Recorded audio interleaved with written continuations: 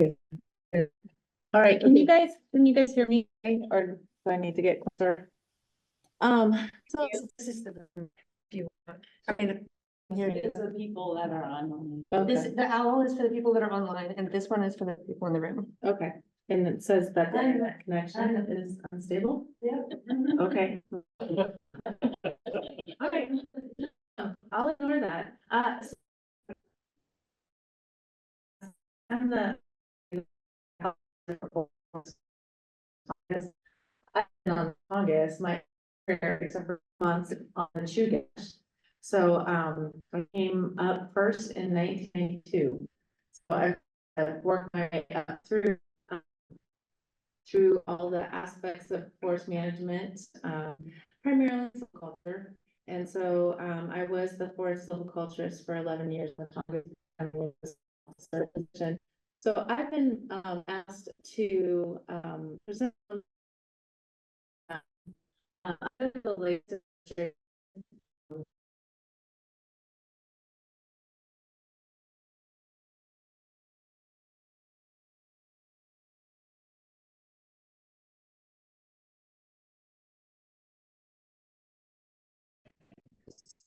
keep talking? Yeah. Okay. So I am here to discuss the Southeast Alaska Sustainability Strategy, which was announced in 2021. So Click on the screen, and then it should go. okay.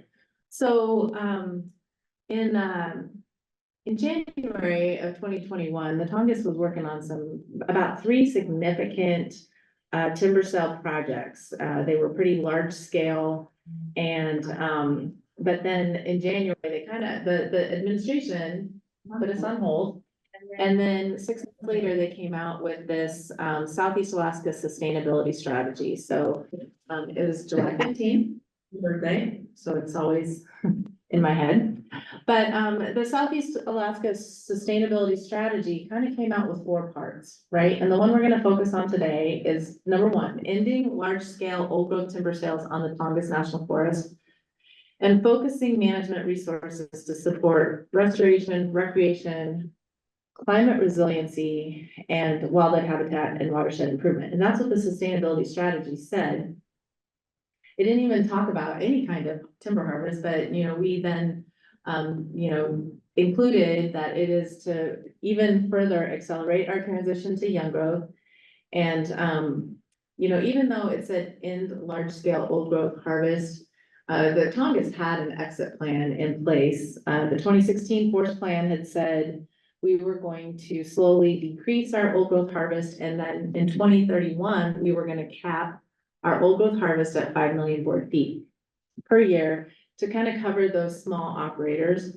Well, this announcement took that 2031 plan and moved it to 2021. It's been challenging because we did analysis in the 2016 forest plan, and we analyzed a whole bunch of different alternatives on like how could we actually get down to 5 million board feet of old growth in 2031, have a significant supply of young growth, and maintain all the current industry. And so accelerating our young growth program has been really challenging. So just to discuss the 3 other parts of SAF-FM, part 2 was restoring the 2001 roadless rural protections. For those of you who've been here this whole time on the Tongass, it's been kind of game on, game off, game on. And so poor Chris, he spent the latter years of his career working on the roadless rule. And so that just kind of came in and said, nope, we're going to go back to 2001. Number 3 was for us to engage meaningful with tribal nations. This administration has made, it really has focused on tribal relations and working more with our tribal partners. And then the other one was identifying short and long-term opportunities for investments that reflect the diverse opportunities and needs in the region. That came with $26 million. And so folks were able to submit proposals, and the department funded to the tune of $26 million. So here is going back to kind of the 2016 forest plan. Year one is, 2016, that's when we started.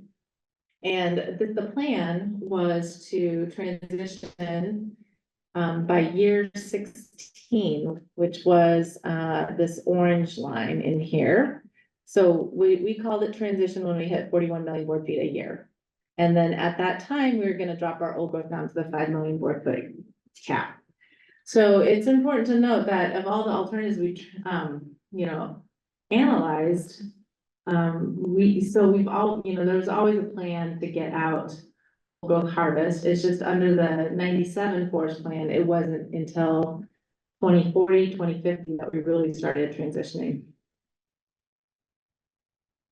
So the SAF, forest management strategy, to be called SAF-FM from here on out, it describes an integrated approach. So instead of, the Tongass is long enough for the timber program, it's for economics.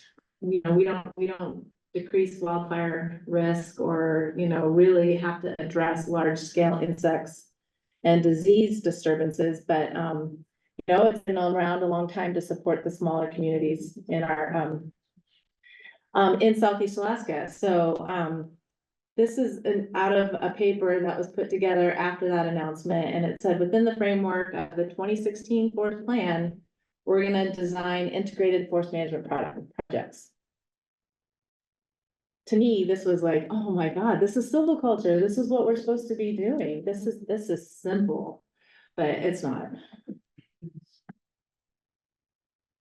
So what a group of folks did, we have, integrated resources across the forest. We all sat down internally and we mapped where we had integrated opportunities. So basically, if there was a high need for restoration, that was mapped on a blue gradient. If we had economic young growth coming online, I call it coming online. So we're still at the early stages of our young growth program. And, and it's not because we haven't harvested a lot, it's ecologically still pretty young. So, areas that we had oldest young growth, and anywhere you get our line. So that's how we would approach being integrated. We kind of considered it integrating projects in a geographic area and working together to leverage all the different partners, funding sources, work. So this was a pretty intensive map that we put together. So we mapped everything that we could, that we had the ability to map. So,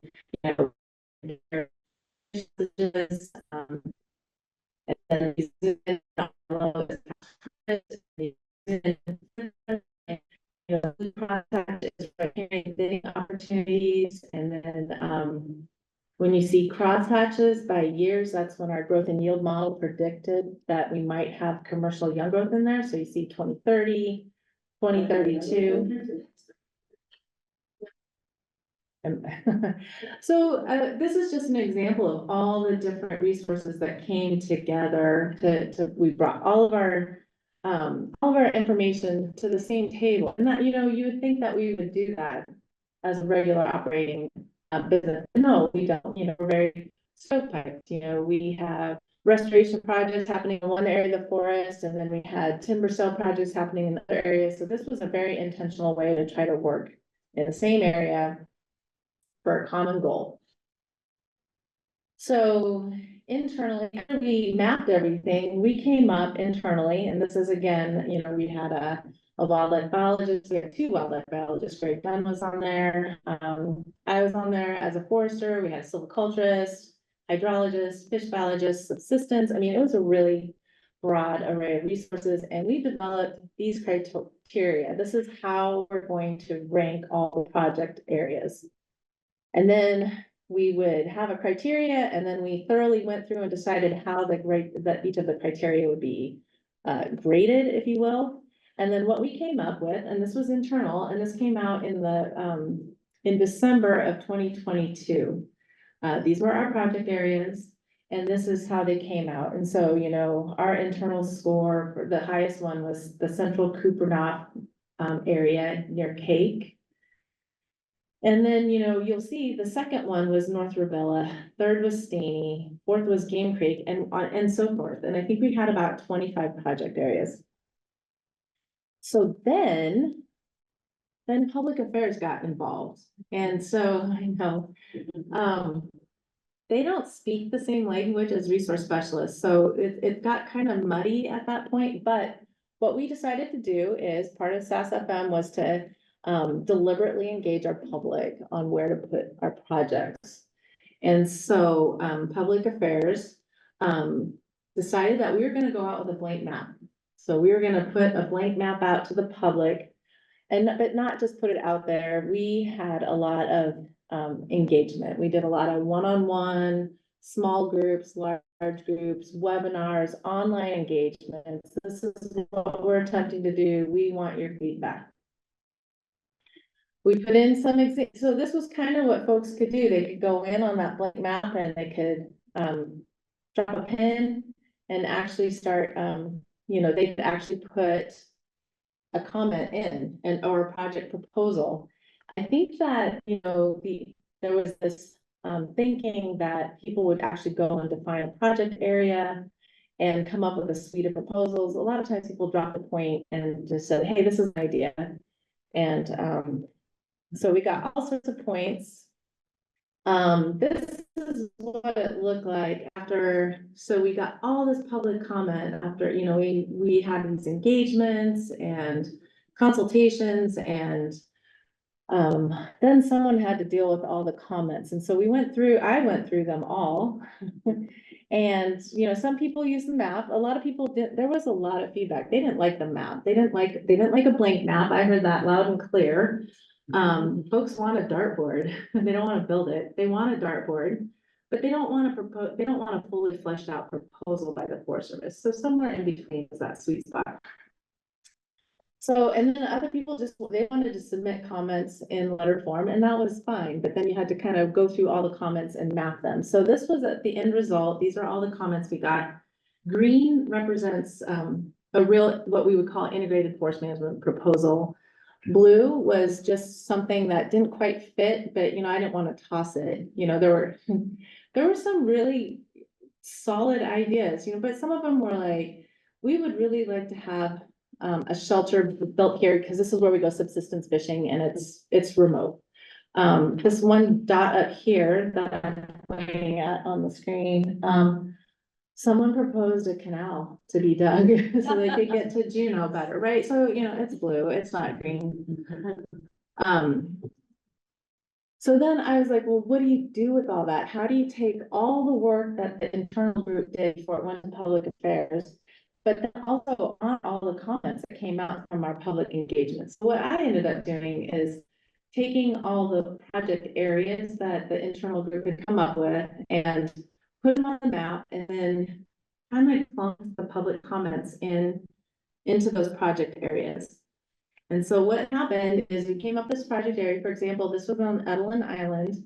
Anything in black font was what the IDT came up with, and then anything that was in blue font was public comment. So just trying to marry all the comments together into one project area. So the public was asked to make project proposals. They were asked to, hey, if you were going to rank these projects, what would you want them ranked on? So after we got all the project proposals and the criteria, we spent a lot of time as an internal IDT, interdisciplinary team, trying to mesh it all together. So this assessment tool is a combination of internal and external. And then we came up with the final project list. And so the left-hand side is the internal project list. You'll see, you know, Central Cape or Kupernock was the highest. And then this is with public input, and the yellow highlighted ones are actually new project areas that came about because of the project or from the public input. And you'll see that with the new criteria list and the additional projects are the areas that we the priorities shifted, right? So North Rivella dropped and Staney Basin moved up to number 2 on our list. Game Creek moved up and, so the priorities changed a little bit. So now, what we have is, pretty soon you're gonna hear about the final list and you're gonna start hearing, media come out. So now we have, a new story map on our web and it's gonna show all the project areas. And I think that might be it. So, it was just a quick overview of what we did over the last year. So are there any questions?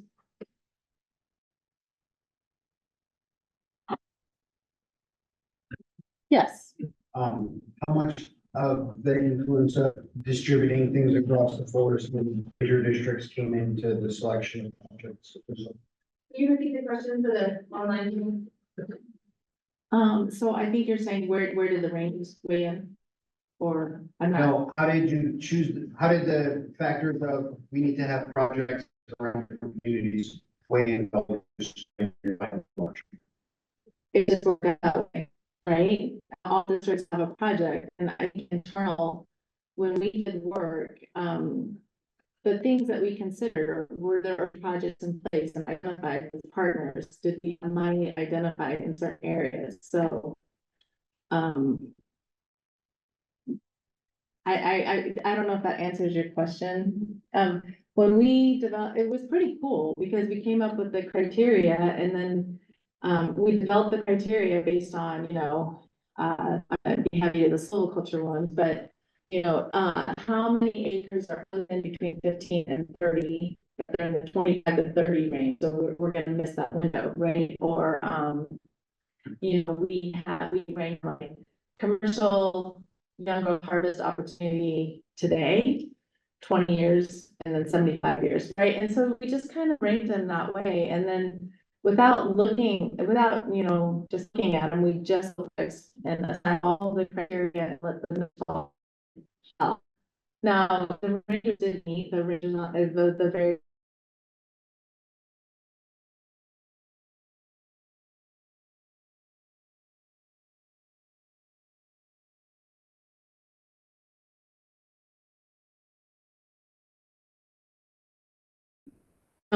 no, A long road to go.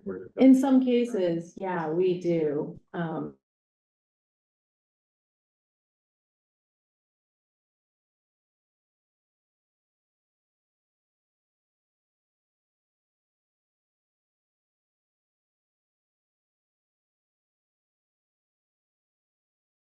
If we forest management, we're gonna have to NEPA clear that. So follow on, please. Yes, Did the young growth transition migrate its way into the SAF, or did it kind of toss that whole young growth transition concept secretary out? I mean, this is also a secretarial, the SAF. yeah, it was. Did it all flow through and go into this, or did it just kind of go by the wayside? I can't quite.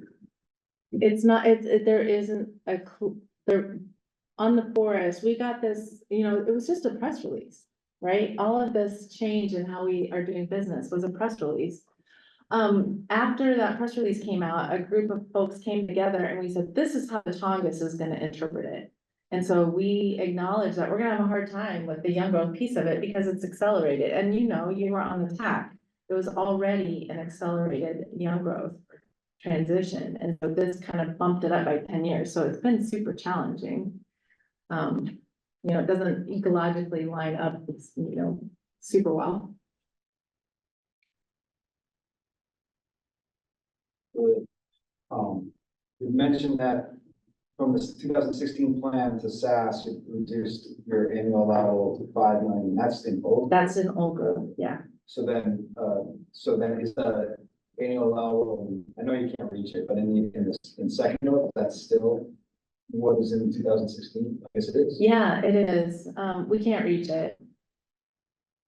So, I think the PTSQ was 46. And so the goal was in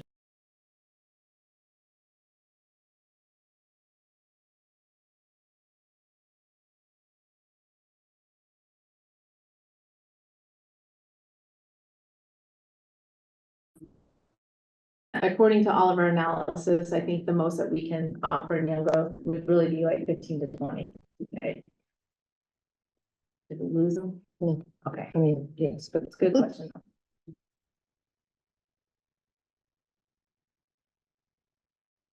that it? All right, thanks.